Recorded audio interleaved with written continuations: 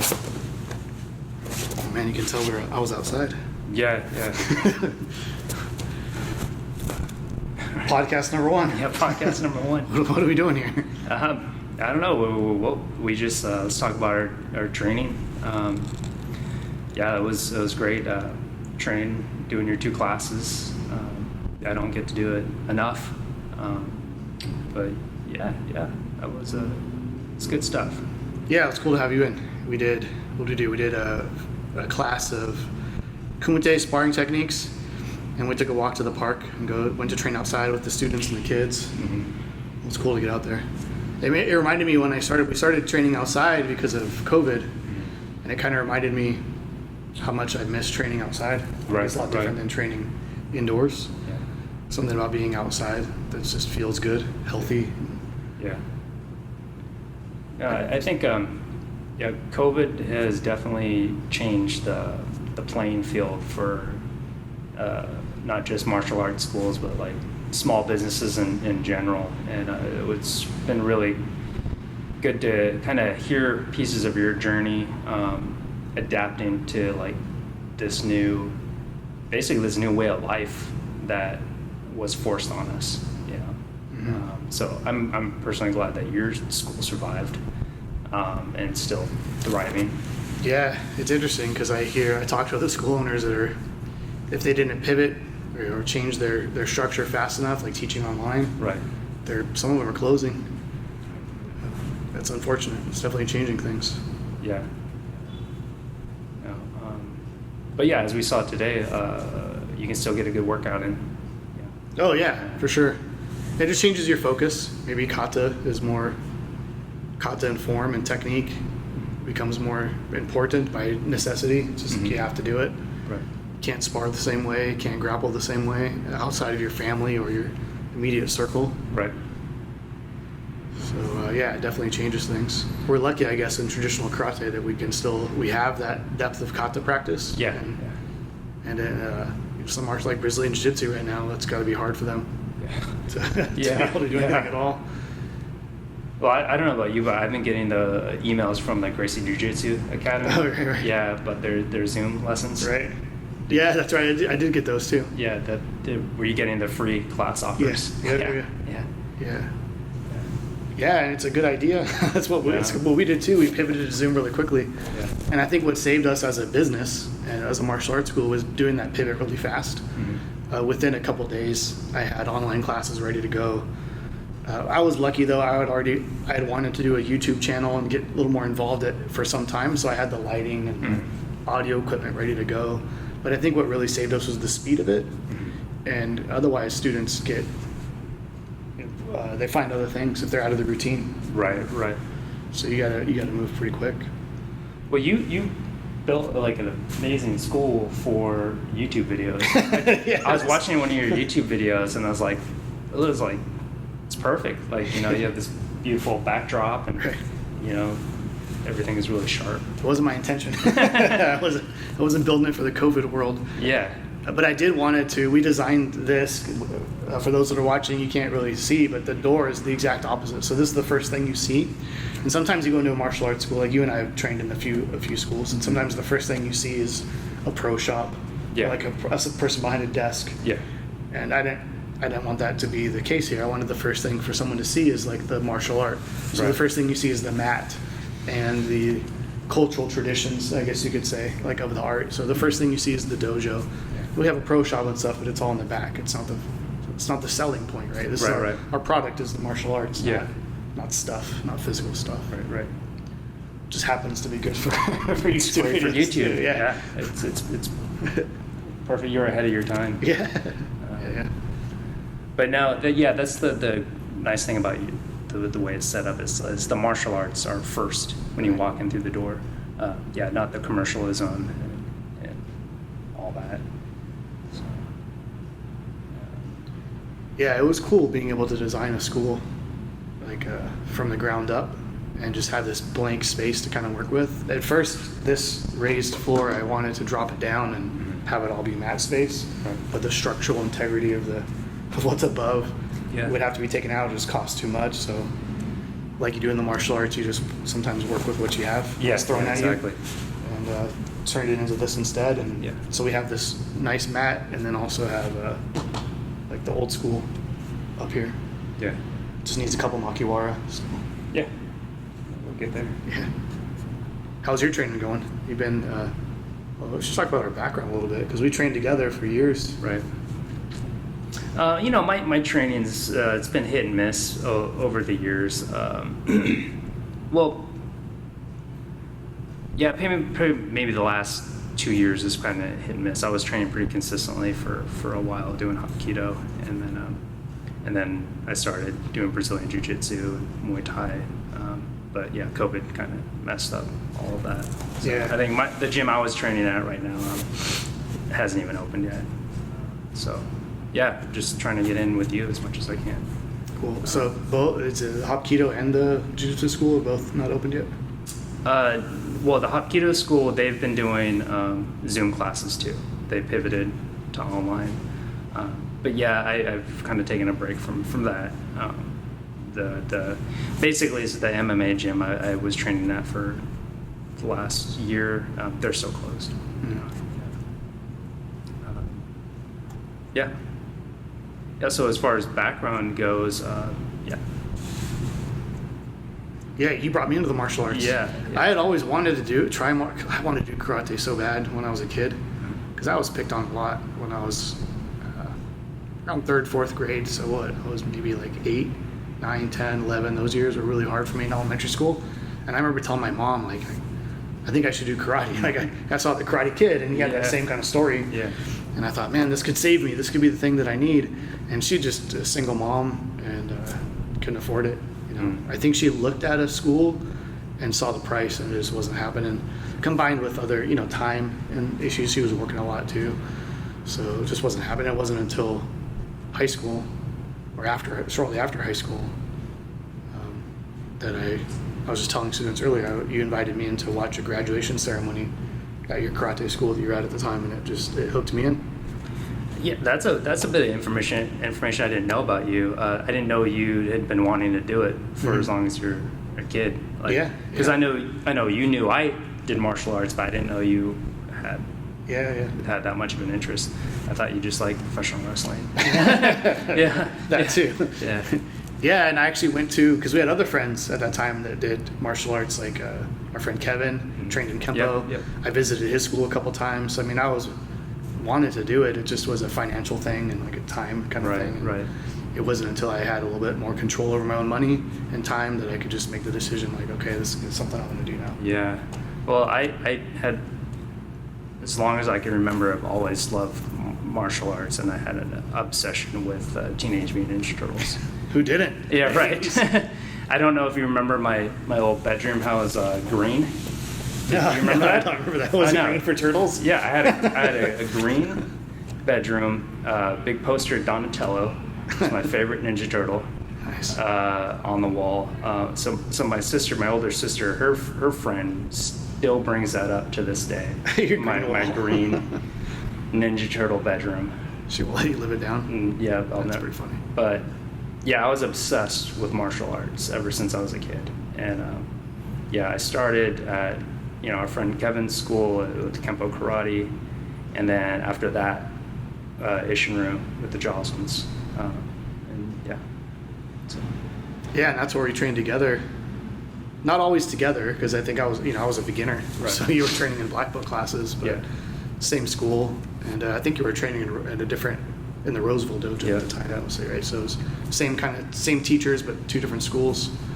So we crossed paths, I think, at award ceremonies and things like that, tournaments and things, and trained a lot together, though, outside the dojo, which was amazing for me. I was lucky because I had this 2nd degree black belt and then later 3rd degree black belt to work with kind of privately one-on-one. Yeah. And with a couple friends, we'd go in. I remember you had keys to the Roseville dojo Yeah. at one point, and then just we'd meet on the weekends and get the good stuff in. Yeah, that was a blast. That was probably the best time of my training life was being able to train with my friends, impart what I knew unto them, and then eventually watch you kind of like take things to another level in your career.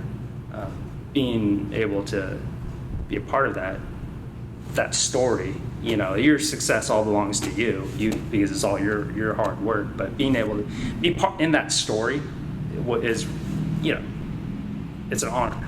Yeah. So it's no matter what I do with my career, how much time I take off in the martial arts, being able to say, I'm part of this story is a big cool, big man. deal. That's cool to hear. Yeah. So let's talk like a little bit more about like COVID-19 and just the way people are reacting to it and how it's affecting martial arts schools.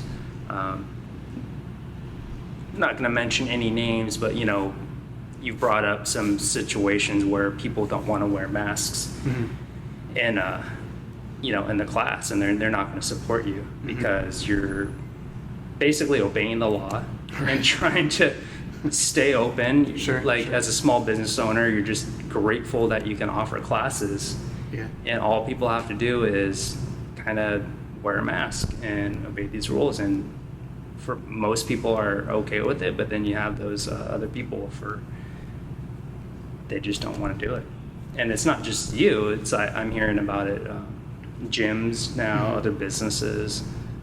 It's kind of it's mind-boggling to me why people would do that. But obviously they have their reasons and their political reasons. It could be any number of reasons. Yeah. And it's like in a martial arts school, I don't know if a gym is quite the same way, but in a martial arts school, you definitely have a community, right, that you build, and you have to try to serve that community as best you can, meaning everybody. And for me, it's a no-brainer response for me on a few levels because we have the legal requirements, right, the guidelines that the state and the county puts out. So that's a no-brainer. It's either I follow those or I don't. Meaning, don't means close, Right. Stay closed. So either open or I stay doing Zoom classes. So the best way for me to serve was to open up, but follow the guidelines. Yeah. So it's kind of out of my hands. I mean, it's mostly in the hands of my insurance company and the state and everything Right. for me to follow those rules and those guidelines. But at the same time, some people aren't ready to do that because they're not ready to come back at all, right? Because they're concerned even with masks, right? So they're staying on Zoom too. So we're still doing online Zoom classes. I'm trying to serve kind of all those groups at the same time. So whether somebody doesn't want to come in because they don't want to wear a mask or they don't want to come in because they're still concerned about getting sick, we still have Zoom classes. Sometimes it gets almost religious in the fervor of to wear a mask or not. Yeah. And I know from my experience wearing the mask, like the first time I put it on, I remember the first time I wore it, as far as like working out in a workout setting, and I thought, man, and I just did a few push-ups and did a little workout. I thought, I'm not going to be able to do this. It's already feels constraining and constricting. Right. And there are times in 2 or 3 classes in the day, I just want to grab that thing and like throw it on the ground because it's getting wet and hot and humid. Yeah, that's what I noticed training today is just like, man, this is getting damp in here. Yeah. It was, I wanted to rip it off, but, it sucked it up. Yeah. Well, when is it ever perfect in a fight, Yeah. Like as martial artists, if we can't get our head through that, if something is a little thing on your face, then what does that say about us as warriors? Right. We can't even get through that little bit of uncomfortableness. Yeah. There are people in hospitals, well, especially with COVID, right? But even before then, there's people that it would just kill, would give anything to be able to move like we can move and do the martial arts like we can do them. Yeah. And we're going to complain about wearing a mask, That's a great way to think about it. Yeah, I haven't looked at it from that perspective, but no, that's a great way to think about it. Yeah. I often look at it as like a celebration of life, like it's so it's so raw, the martial arts in your movement, and it's just a celebration of being healthy and being able to move and enjoy the body and the things you can do with it. Yeah. That some people can't do. Right. It's almost like training for people that can't. Like if we didn't, it's almost like a waste, like we're wasting the gift that we have. I feel like that every day. I don't train. I'm like wasting the gift, of movement and, kind of, celebrating, still being healthy and having that opportunity. Because one day we won't. Yeah, we were talking about it earlier. Yeah. We're both 40 now. Yeah. And you start you're looking on the other side. Yeah, right. Yeah, it's like halfway up. It's halfway over. Yeah, you're working on looking at the other half, and you also look back on your first half, and you're like, man, like I get to do that one more time, like that as far as the time goes. Right. You know? So you start to realize it's finite, opportunities you have, and in training with community, that was a huge part, is getting back. It's not the same connecting online as it is in person. Yeah. And being able to see everybody. Yeah. I still can't get over some of the stuff I'm seeing on the news, though. People getting in fights with security guards because they can't wear a mask in Walmart, or protesting these small businesses. And it's like, these businesses, small businesses, like gyms, and you guys are an endangered species right now. It's we have to support, the community has to support these businesses, right? There's just no option. And whatever your political leaning is, support the businesses. Come on. We've been lucky. We have such a good group of people that are really committed to the community, I think, of the dojo and the community that we built. So I got lucky because I think all that hard work paid off in building those connections and making it like a family. Right.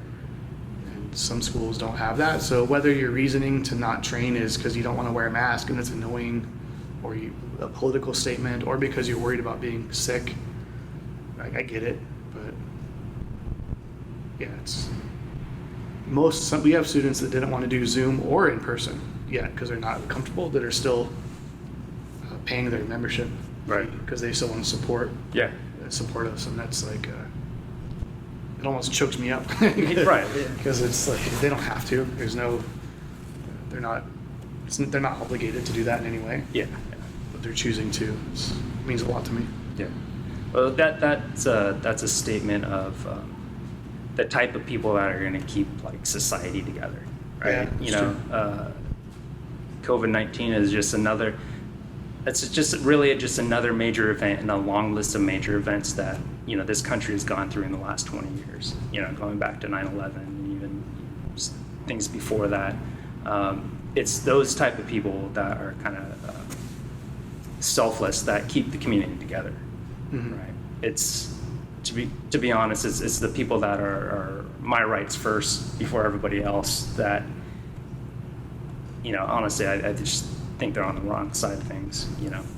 There's a big independent streak in the country. I mean, it was kind of founded right in some of that, and we've talked about in our area, in Sacramento, where we're at right now. It's a fairly urban area. It's a fairly big city. It's not like San Francisco or LA or anything, but it's a fairly big city. Yeah. But only 20 minutes away, it gets into more rural kind of areas. Yeah. And the political differences are pretty huge. Even just that 20-minute drive, right? It changes.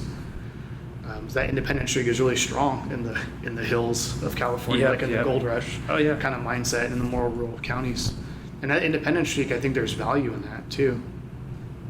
It's really interesting. I almost think you kind of need both at different times, right? Because being independent and being able to stand up to authority is really good. Yeah, absolutely. Especially when authority is abused. Right. So that's like a really good thing to have. Then at the same time, you also need to have the mindset of being able to come together for like a greater good sometimes, and put yourself aside and come together as a community. Like it's kind of like the definition of what a community is. Right. No, I agree. I agree that independent streak is a strength in society, and right. We're still a society based on human rights and the Constitution. It's like nowhere to flex that though, right? It's like picking and choosing your battles. Nowhere to flex it, right? Don't flex it on. Yeah, I see. I got you. Don't know like when and where. Know when and where and who's appropriate to do it to, right? You're gonna make a big deal about it with a struggling business owner who's really just trying to stay on his feet like everybody else, or are you gonna write a letter to your local congressperson? You're gonna do it the appropriate way, right? Yeah, it's like you got to choose the hill that you're going to die on. Yeah, choose the hill, exactly. Choose the hill you're going to die on. Yeah. Sometimes people lead with their heart, though, and they don't tactically think about what the best thing to do is. Right. Martial arts are kind of like that too. People I think I've always had a good the demeanor that's very diplomatic, and I consider tactical advantages and disadvantages, because I could have chosen to stay closed and then not have to worry about any of that drama. But it just seemed tactically more appropriate to open and offer it to those that are ready, and those that aren't can stay and let them make that choice. Sure. But I don't know. It's going to be interesting to see how it affects our school and other schools with things either opening back up or maybe even getting closed back down. That's something I've been thinking about too. It could go the other direction, where maybe things get pulled back and gyms have to close again. Yeah. There's always that possibility. Yeah, too. yeah. I hope not. Yeah, me too. With this latest resurgence, or Yeah. I don't even know if it's really, honestly, in my opinion, if it's really a resurgent of cases, or have the numbers just caught up. Yeah.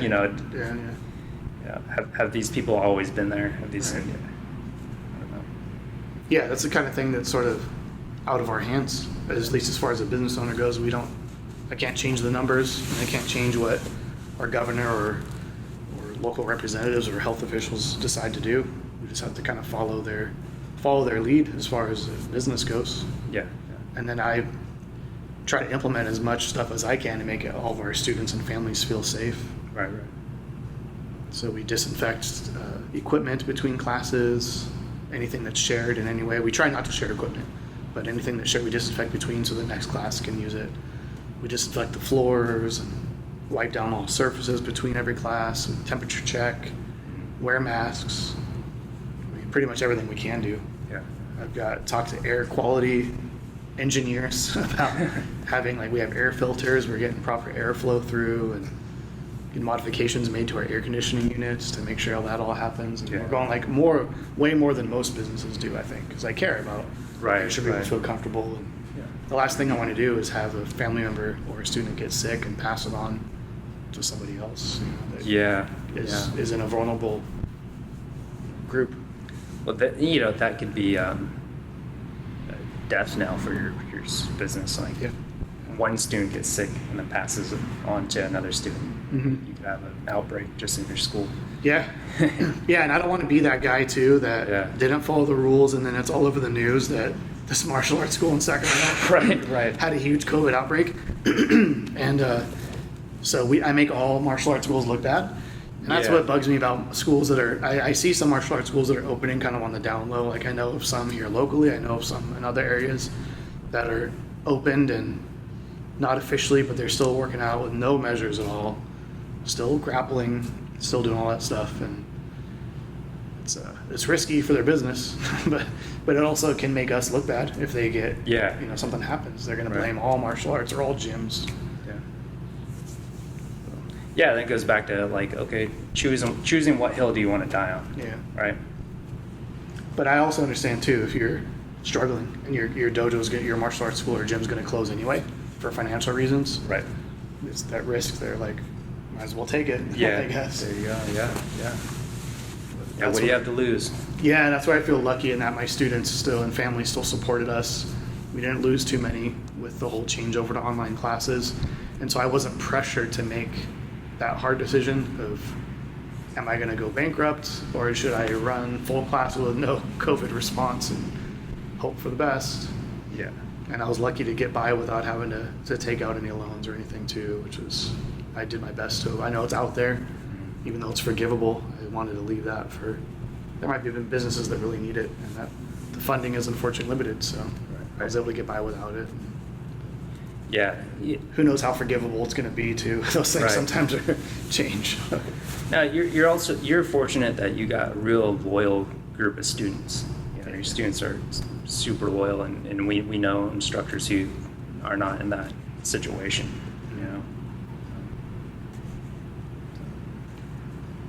I think it pays off the work you put into developing real relationships with people. and be approachable as a teacher, and then you make a connection that's more than just a teacher, you know, more like a mentor and almost like family in a way. Yeah. And so it pays off in these like harder times. Yeah. Yeah. Because obviously a Zoom class is not the same benefit for the child or for the student that in-person class is. Right. But they're still willing to pay the same price for it, knowing that it's going to contribute to opening back up one day and keeping the dojo afloat. Yeah. What kind of future do you see for martial arts schools in the future? Like after this dies down, we know now that the risk of another pandemic is there. It's always going to be there. Mm-hmm. This is kind of, I feel like, just kind of a test run for the future. Like, what do you think the future looks like for martial arts schools and just businesses in general? I think, well, you know, COVID, you talk about comorbidity, right? Things that somebody might have if they get an illness, like they already have heart problems or they're overweight or they smoke, that makes it more dangerous for them, right? I think in businesses the same way. So you have signs or symptoms that businesses are already in trouble, and this just highlights how they were in trouble, right? Right. So when something, whether it's COVID or in other parts of the world, it could be hurricanes or floods or any problem, right? It highlights mistakes, maybe in the business or maybe not even mistakes, just things that have to be addressed. So if a business doesn't have enough savings, or martial arts schools living paycheck to paycheck, like I know a lot of school owners that are just barely getting by, and that's a problem. That should be fixed. You know, if it's not fixed already, it better be fixed now. Because whether it's COVID or something else, you could break your leg as your teacher, right? You don't have the staff to cover it. Right. You need to have something in place to, let it happen. So there's a few things like that. The ability to be able to pivot into a different direction, like teaching online, or having pre-recorded classes ready to go, or pre-recorded content to share online, seminars or subscriptions. I mean, I have all sorts of ideas in my head floating around of what to do, like to make different types of income streams. I think that's important. Yeah, I think it would be super smart for every instructor to get their online, backup system going, Zoom classes, obviously, but also, like you said, pre-recorded classes, set up maybe a Patreon account or, some kind of subscription service also in addition to your regular memberships. I've thought about Patreon too, because I think especially with our community service work that we do, it would give people a reason to support something like a Patreon. Yeah. If they could see the results of this is what Zen Martial Arts is doing in the community, and my $10 a month or whatever is going towards that. Yeah. And to also give more information. Yeah. I think a lot of people though are maybe older generation of martial artists too. You get really stuck in your ways, like this is what you've done for 30, 40 years. Right. You've always taught on the mat, and it's what you enjoy doing. Certainly what I enjoy the most. Yeah. And some people also are kind of, I don't know, maybe afraid of it. Like I've talked to some school owners that don't want to put stuff online because they're afraid people will then not come into class or won't learn from them in other ways. Yeah. Oh no, that's a huge fear. I think I've noticed with the old guard, the older instructors, is like there's a fear of your student's not going to come to class because they can just watch it on YouTube or whatnot, watch the curriculum, or they're going to learn it the wrong way, or they're going to another one I heard is one teacher I trained with, he didn't like to put his katas, his forms online because he's afraid that students will get stuck on the way the form is done online and not deviate from that. Sure. Kind of like what we've seen in Ishinru. Yeah, it's a legitimate concern, I think. Right. I've had the opposite experience. Like I've recorded a fair amount of material for my students as a reference for them, and I've found that it makes the ones that use it just makes them better. Yeah. I mean, there's no way around it. It's just like one more tool. Like, why would you not want to use this tool to help your students get better? It'd be like going to school and only lecturing to them and having them work in class and not letting them use the internet or let them read books. Right, Like right. it's part of the process, and there's only so much you can do on the mat too. Like it's only 2 hours a week, 3 hours a week for some people. And we always say, hey, practice at home, and then don't give them the best tools to practice at home with. Right. Why not say right. practice at home, and here's a video to follow along with? Yeah, Like, how awesome yeah. is that? Like, here's a warm up and a workout and everything.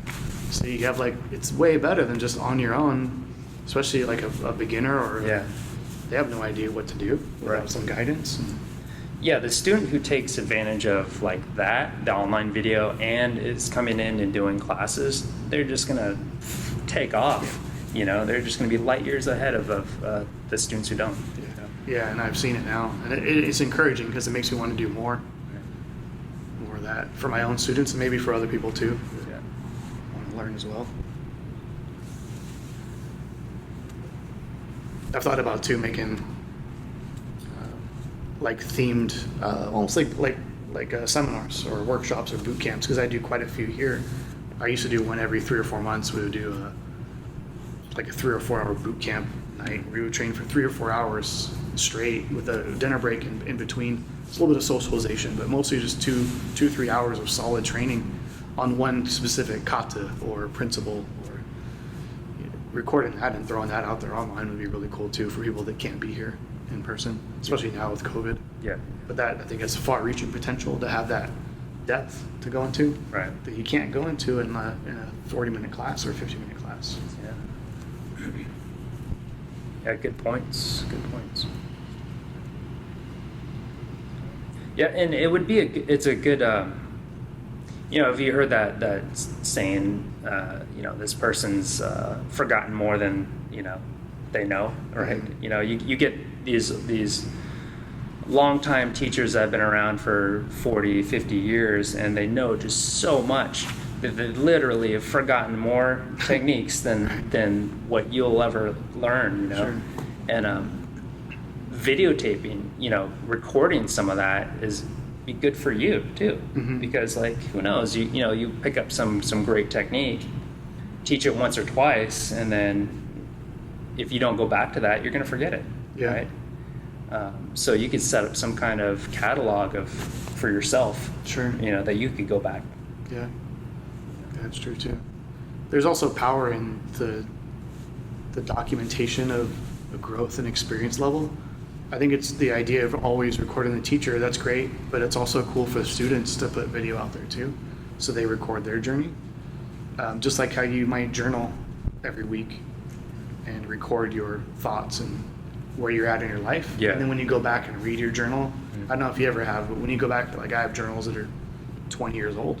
When I go back and read those, it's really interesting to see your growth process, Right, right. And then one day, like some of those journals, the ones that are appropriate, well, my daughter will see those, and so she'll see my journey as a human being and the things that I was thinking about in life. And how cool would it be? We didn't have this because the technology wasn't the same way, but how cool would it be for a white belt, like a beginning student, to have part of their journey recorded as and then see the progression. Right. And then if they become a sensei one day, to be able to go like, hey guys, this is me as a white belt doing like my upper body basics or my first kata. Like I was there too, and here's my journey. Yeah, yeah. And not just that, but their thoughts of the martial arts and where their headspace is at. Yeah, yeah. And that's really powerful. It's like it tells a story. No, that's hugely powerful, and everyone who trains should have something like that.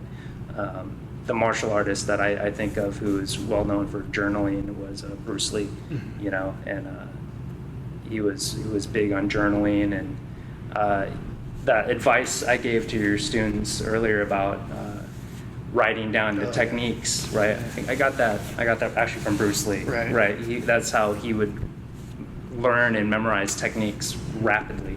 Is he'd learn something from somebody, and then he would write, how to do the technique, and then he would draw pictures too and diagrams of how to do it correctly. So.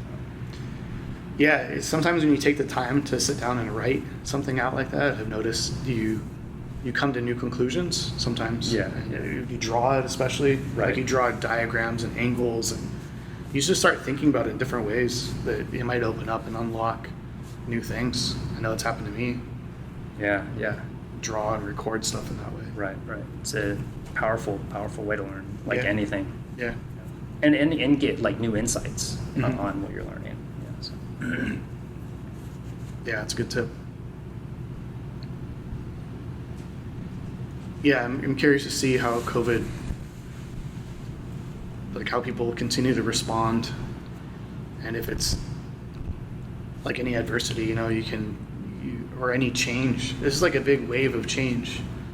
And anytime there's a huge, like the internet was a big wave of a change Mhm. for businesses in general. Yeah. Anytime there's a huge systematic change, I think you can either be the creator of the change, like you developed it and you instigated the change, which is a powerful position to be in. Right. If you created the internet or early on, Yeah. so to speak, or create a new technology that's going to change the way businesses run, that's a very powerful spot to be in for you. Yeah. Or you can be on the other side of it. You can ride that wave of change. So you can just take it in and accept it. This is what I have to do. Or you can be swallowed by it and be drowned with everybody else that doesn't Right. adapt to it. Right, right. So with something like COVID, you can try to fight against it and not wear masks and not make the adjustments or not do online training, and you might get swallowed up. Yeah. This might be nobody created this. Right. I know of. Yeah, and it's just something we have to either ride the wave and make the best of it and learn new ways to adapt. Yeah. The people too who are going to get swallowed up by it are people playing the blame game, right? Yeah. You know, trying to point fingers and say this is so and so's fault. Look, it's nobody's fault. Mhm. It just happened, right? Yeah, it could just be too sometimes people that they didn't pivot fast enough, or they aren't willing to make the pivot. They want to only train in person, Yeah. and that 2 or 3 months where they were stuck closed ruined them. Yeah. You know, so they may have had all the best social intentions, but their business wasn't adaptable enough to. Yeah, or they were on their last legs to begin exactly. with, and it was just one thing, right? It's like when you're broke and you have no savings and you get Yeah. that flat tire, Yeah. right? Yeah. So,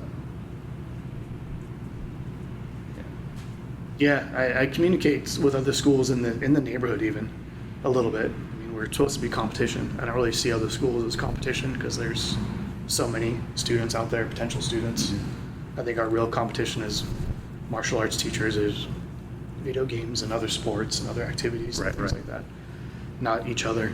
So I keep in touch with them. I offer to help and give advice here and there when I can. And yeah, some schools even locally are, it's hard for them. They put all of their eggs in one basket too. even outside of COVID, it's a struggle, right? Yeah. It's a hustle, you know. You got to be one step ahead of the game to survive. We live in a country that, we're a capitalist country, but we're not small business friendly. You live in California, which is, compounds the problem. And then, so just those things alone, it makes it difficult to survive. Yeah, sometimes the laws are set up to make it hard for small businesses. Right? No, yeah, they are. Like I was talking to somebody about regulating the martial arts industry, like regulating who can teach, who can't teach, right? Giving certifications in some way from a government agency, and that it sounds cool. It sounds like it would be a great thing, but for a small business, that's another cost. Yep. Those kind of things are great for big businesses because they can afford it. They don't mind sending people to the training that's required, and then they're good. Well, and it weeds out the competition. Yeah, exactly. Right? It weeds out the smaller guys. So, There's consequences that sometimes people don't think about. And a lot of times those consequences for the legal situations is small businesses get hurt. yeah. That's why I go back to this, like, support your small businesses during this time. Like I tip everybody now. I tip 20-30% every time I go to the restaurant. That's awesome. Just to help people stay afloat, to do my part. Yeah. I thought it would be the big gyms that would do well during COVID. I guess they can't do the online stuff like we can as martial arts schools, but it seems like the smaller, like CrossFit, like independent The schools boutique the schools, boutique gyms are doing okay. Yeah. But like 24-hour fitness closing, Right, like I thought they would be able to weather the storm, but Yeah. they must have been going paycheck to paycheck, just like some small businesses. Yeah. Just, yeah, that was interesting to see. That took me by surprise. Like I thought it'd be the other way around. Yeah. Yeah, who knows? Who knows? Yeah, only people that look at their books would know what will happen there. Right. I know some of those gyms are not known for paying their staff well too. Right. Like the ones that teach classes, they're all independent contractors and they get paid pretty little.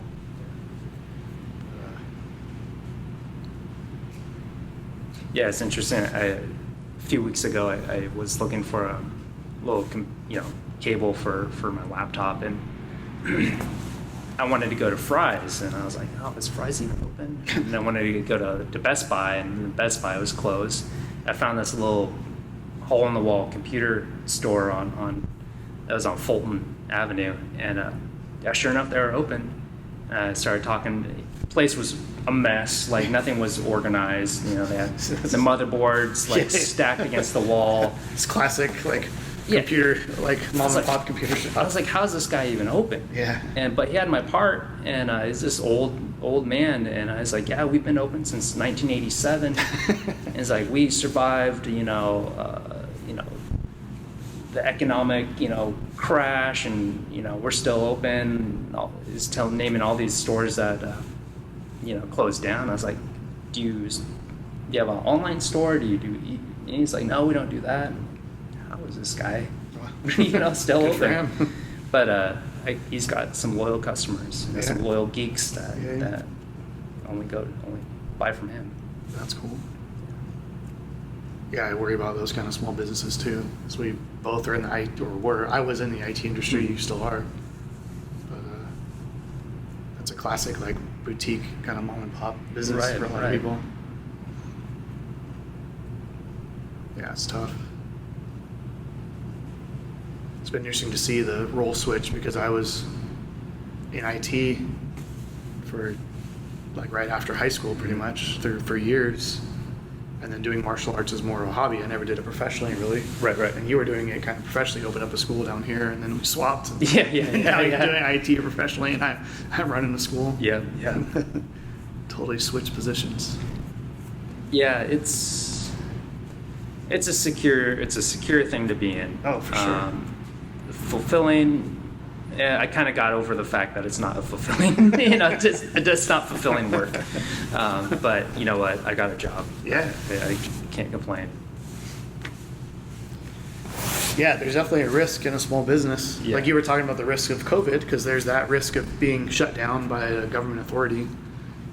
But then there's also the risk of, like you said, somebody getting sick and then lawsuits, or just word gets out so people stop coming. Or there's always that risk in a small, of any, even outside of COVID, of somebody getting hurt, or Right. employees do something inappropriate, or that's risky with a small business. So there's always that chance that someday, like something, the building could catch on fire. Right. And that there's nobody above me to save me. Yeah. To no safety net in that sense. Yep. And that's that's definitely the downside of being a small business owner. Yeah. But being your own boss is pretty awesome, I guess. No, that is awesome. Can't complain. You can't complain. You got nobody to answer to.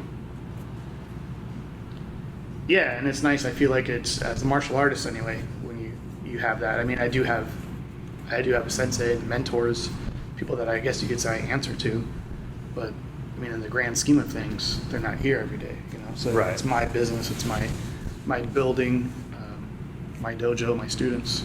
So I get to explore a little bit in different ways and kind of take my students along the journey.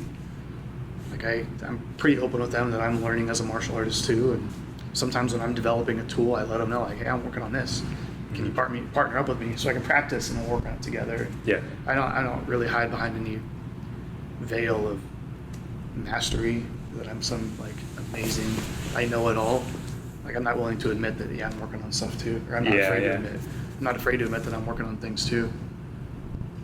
So different mindset, because I've trained with people that don't, not willing to admit that at all. Talking about student loyalty and everything, and then I remember when my daughter was in the hospital for a few months when she was born, and I was teaching full time. I didn't really have like a staff or anything. I didn't have like a depth of a bench of black belts to run classes for me. And that was a position where we kind of were more paycheck to paycheck. So Right. it was so early in the life of the business and me as a sensei. But I had a student, Chrissy, one of my black belts, that she stepped in and helped, like quite a bit. And I trusted her to be able to run the place. Like if I had set a rule that said everybody's got to wear a mask, Yeah. I know that she would follow it, even if she were to disagree for some reason or whatever. So I'm just lucky to have, I had employees and staff that were willing to Yeah.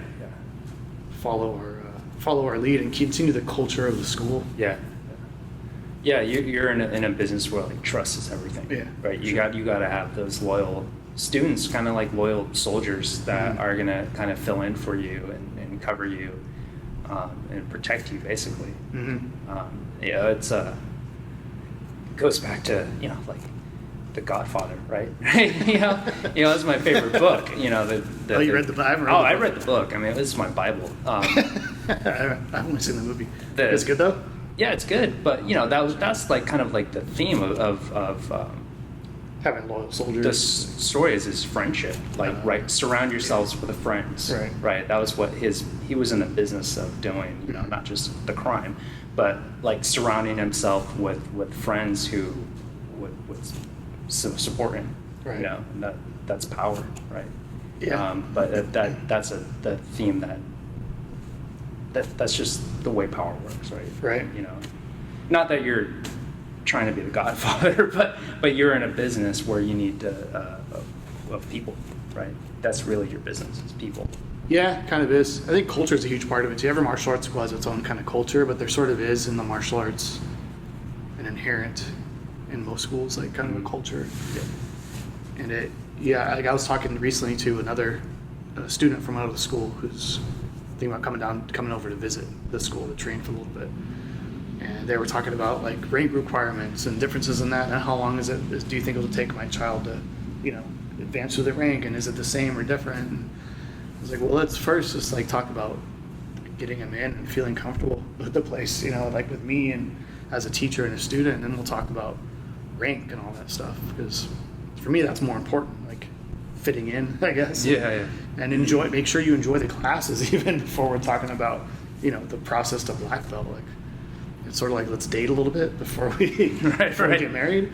So on both sides, you got to see if it's a good fit for you. I got to see if you're a good fit for us, and go from there. But yeah, and this is probably true for any business though. There's like a culture of any business, right? That you want to adopt an employee into. Yeah. And some people resist it. Like you can tell when you have an employee or staff, it's not going to fit in with the culture. Right. And hopefully you have a method of getting rid of them, or not hiring them in the first place. Like you'll detect it in the first place. But yeah, that's the big part. Is not hiring it's hard in to the let first them go. place. Yeah. In the martial arts, it tends to often weed itself out. If you get some jerk that's just not a fit for the culture, they're probably going to leave on their own accord, because they're going to realize either they don't feel welcome, or it's not tough guy enough for them, or whatever that is that they want. They're not going to get out of it, and they'll weed themselves out. Hopefully, yeah. And we do so much community service work and things too. I hope that would weed out people that are in it for selfish reasons. They're going to get either bored with it or won't see the value in serving the community. So hopefully that'll weed out some people as well that just aren't a good fit. You can go somewhere else. Right. But it's also kind of cool to see, like, say, somebody who kind of had some traits that weren't a good fit, and then they stuck around, and they kind of got polished into, something else. Right? Yeah, very true. Very true. And some martial arts schools are really good at that. Sometimes it happens just by the nature of the martial art. Some teachers, I think, design their curriculum for that purpose. It's one of the reasons why we do the community service work, is to try to instill maybe in kids and adults that don't have that drive or those leadership skills to go out and tackle a project management skills. Those are all things that not everybody has. Yeah. You can teach those. Yeah. And the benefit for me is it makes the school look good. We're out there doing stuff, and it's helpful for the student. Right. It's also helpful for me because I'm building leaders. Yeah. whether they're leaders here or decide to go out in the world and be leaders, it's good for all of us.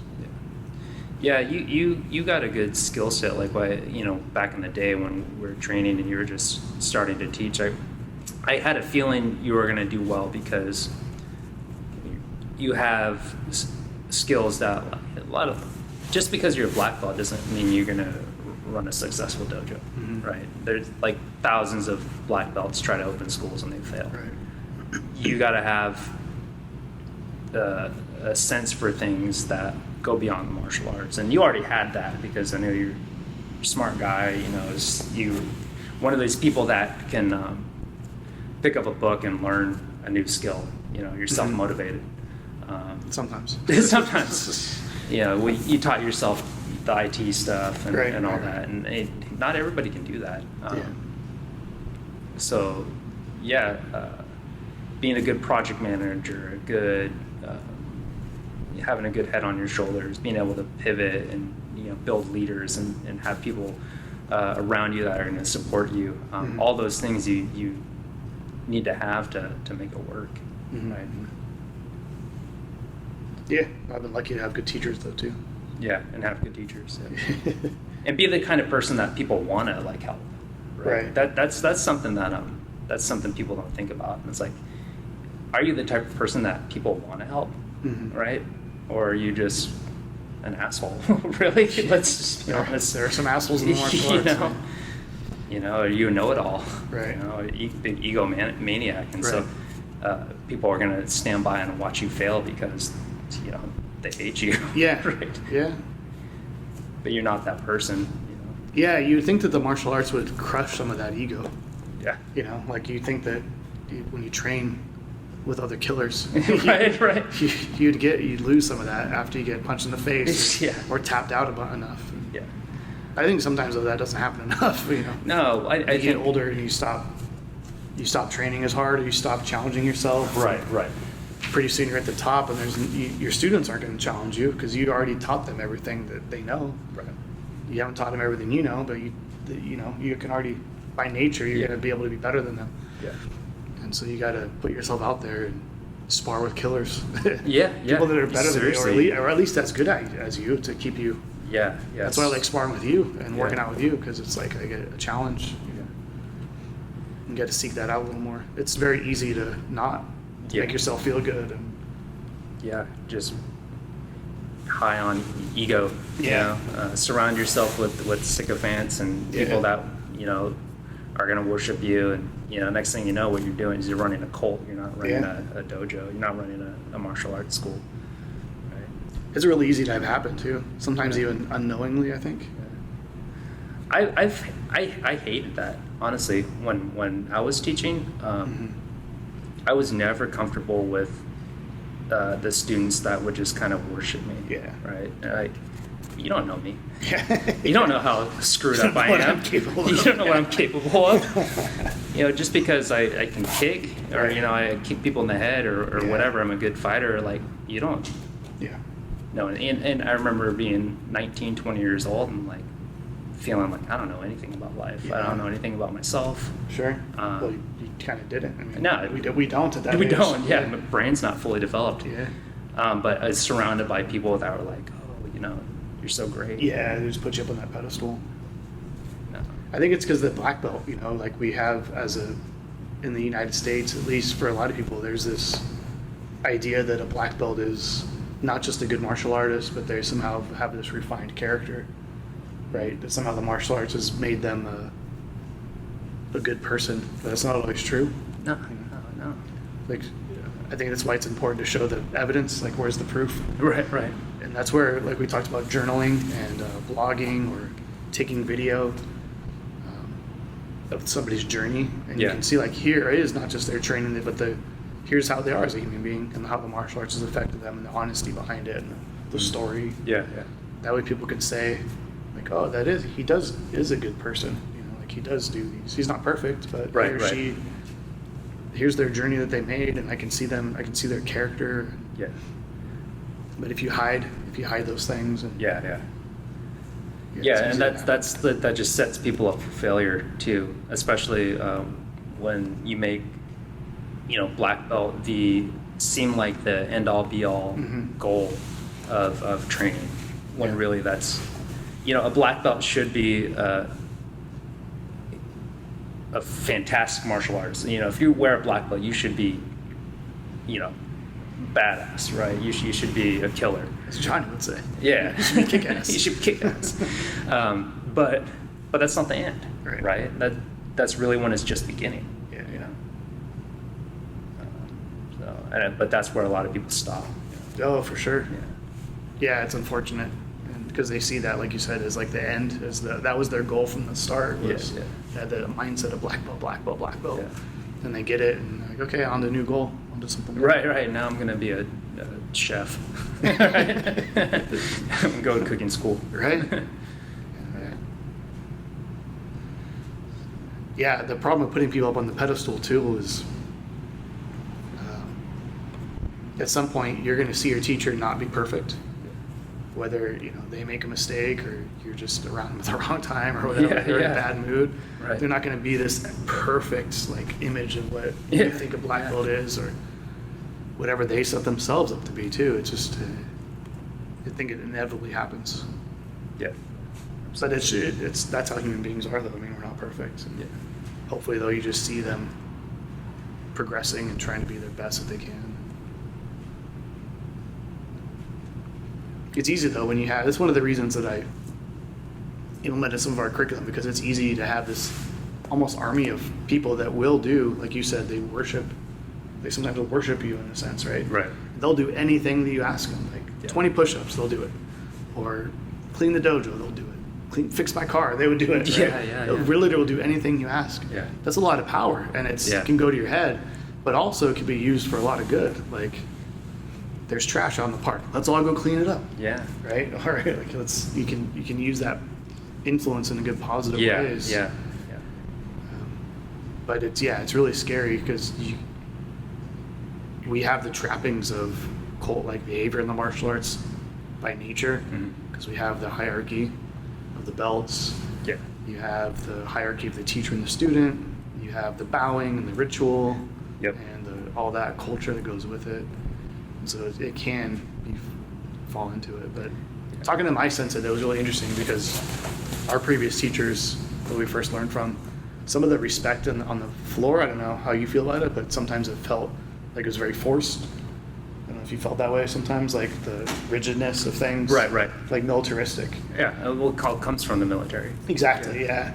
And then talking to my sensei who trained more in Okinawa, he said that respect was always there, but it wasn't like this. It was more like people were intently watching and learning and had the utmost respect for Master Uezu or whatever Okinawan master that it was, not because they were forced to, but because they just had this aura of respect about them that they were giving to their teacher.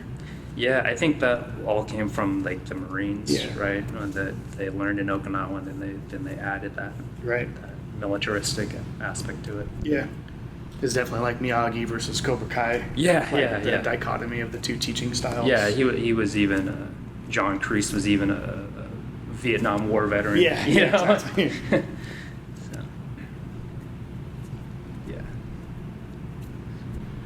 Well, we went for a good hour, man. Almost an hour. All right, cool. So we wrap it up, and then let us know in the comments and whatnot what you guys thought, and if you have any feedback or questions, maybe we can answer it in the next podcast we do. All right. It's good training you again. Yep. To do it again soon.